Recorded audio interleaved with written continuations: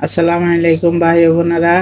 আজকে আমরা বানাবো ফুচকা। দেখুন কিভাবে বানাই। প্রথমে আমি ফুচকাগুলো এই যে এভাবে কিনতে পাওয়া যায় প্যাকেট, এক প্যাকেট কিনে নিয়েছি 100 টাকা দিয়ে এবার আমি তেলের মধ্যে সব ভাজি করে নিয়েছি।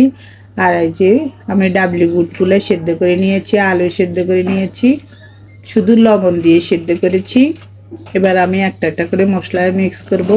এখানে তেঁতুলের রস বানিয়ে নিয়েছি আর 1 চামচ গুঁড়ো দুধ দিয়েছি, 1 চামচ এই যে ফুচকার যে একটা মশলা আছে আমরা এটা বানিয়েছি। যদি আপনারা চান আপনারা কমেন্ট করে জানাবেন, তাইলে আপনাদেরকে বানিয়ে দেখাবো। আর 1 চামচ কাঁচামরিচ দিয়েছি, 1/2 চামচ লবণ দিয়েছি,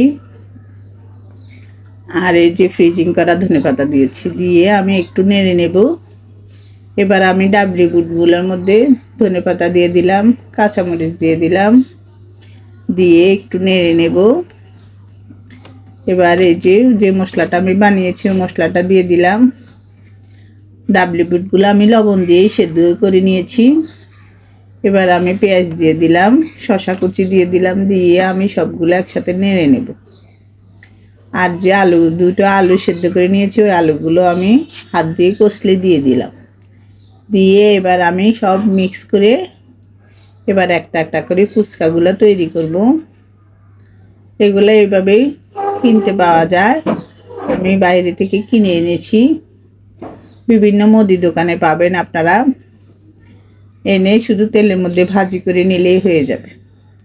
এই যে আমাদের ফুচকা বানানোটা হয়ে গেছে, এখন আমরা খাবো। আজ এ পর্যন্ত, আল্লাহ হাফেজ। আমাদের রেসিপিটা ভালো লাগলে লাইক কমেন্ট ও শেয়ার করে দিবেন, ফেসবুকে ফলো করে দিবেন। যে যেখানে আছেন ভালো থাকেন, সুস্থ থাকেন।